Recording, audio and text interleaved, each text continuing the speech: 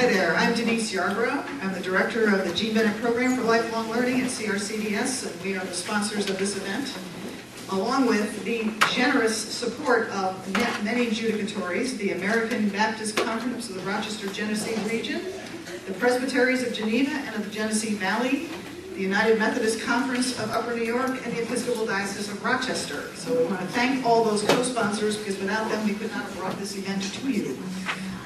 Brian McLaren hardly needs any introduction, but just in case you hadn't noticed, he's a very well-known author and speaker and writer, a very prolific writer. I've written down just a few of the titles of his books: The Church on the Other Side, Doing Ministry in the Postmodern Matrix, Finding Faith, A Generous Orthodoxy, The Secret Message of Jesus, Everything Must Change, A New Kind of Christianity, and his most recent release, Naked Spirituality. And there's lots more. If you go to his website, you can find many more things listed there. So at this point, I will turn this over to Brian, and welcome and thank you for coming. Most of you kids are active in church. At your church, what are the issues that people are wrestling with? What are the issues people are talking about? Like, it might not be during the sermon, but in the parking lot after church, what are people talking about?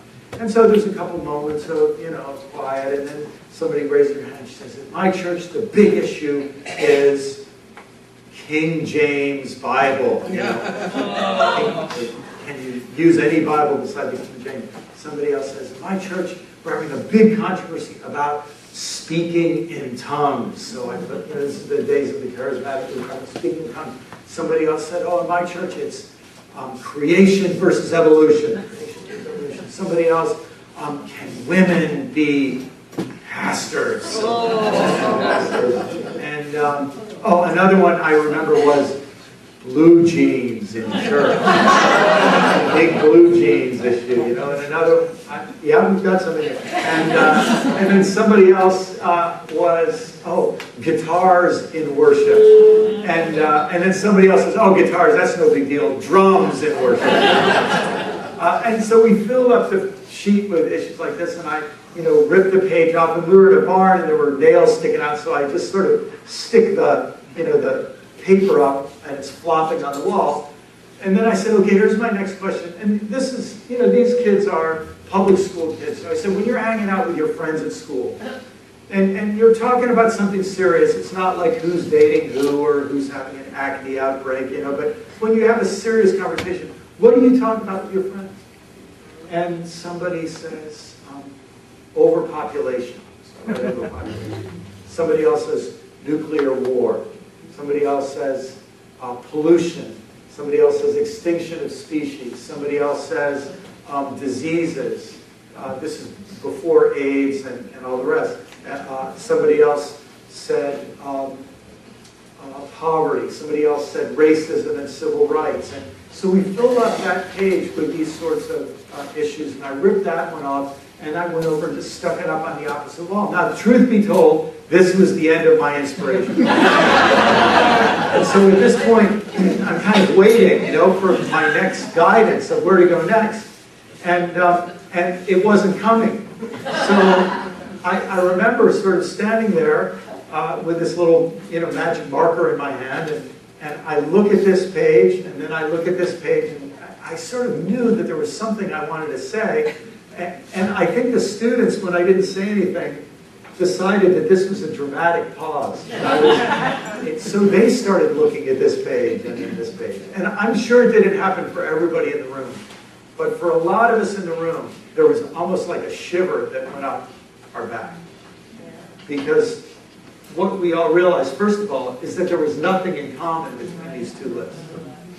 And then secondly, I had this feeling that as a youth worker, maybe I'm on the wrong side.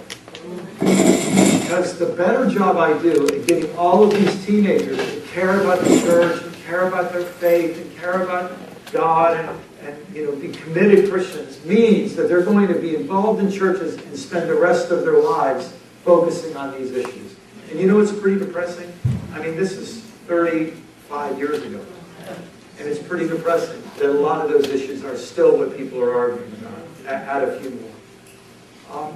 And I thought to myself, every one of these young people that then become fervent, active churchgoers, their energies are sucked into this list and redirected away from that list.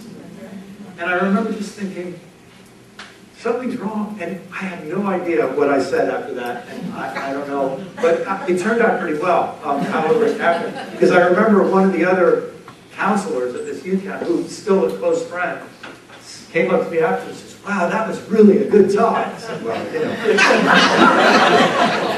Nothing beats preparation, you know. But then he said to me, and I still remember exactly what we were saying. He said, you know what you made me think about? It made me think about, he said, you know that list over there? He said, what would be the top 10 issues? Like, what are the biggest problems in the world? He said, I never really thought about it before. I said, I never really thought about it before either. I said, but someday I hope I have time to really study them. Like, what really are the big issues? And in the back of my mind was, and what does my faith have to say to those issues over there? Well, guess what? Shortly after that, I became a pastor. I left teaching and became a pastor. And for the next 24 years, all of the gravity was toward this list.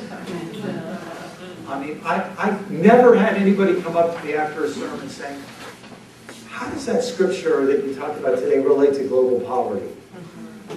But I very often heard people say, well, how does that relate to homosexuality? You know, and not that homosexuality and sexual issues aren't important. They are important. But, you know, it was just interesting to watch how it's very hard to keep a sustained interest and conversation going about what we might call global emergencies and their intersections with the gospel. Well, when I left the pastorate in 2006, and having struggled with that for a long time, I knew what my next writing project would be. And I wanted to go back and deal with those two questions. What are the top global problems?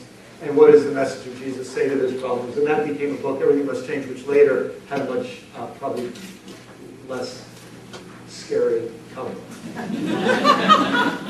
And so the first thing I had a chance to do, 2006, 2007, is an old-fashioned literature review. And I just started buying and reading books about global problems. And then, of course, the internet has a wealth of information. And then I found out that through some context, I could actually talk to some of the people who are, I lived near Washington, D.C. at the time, who are world leaders in grappling with issues of global crisis, global import. And my gosh, it was one of the most, I mean, it sounds a little bit morbid, but it truly was one of the most interesting things I've ever had the chance to do, to try to say, ask the question, what's wrong with the world? What are the biggest things wrong with the world?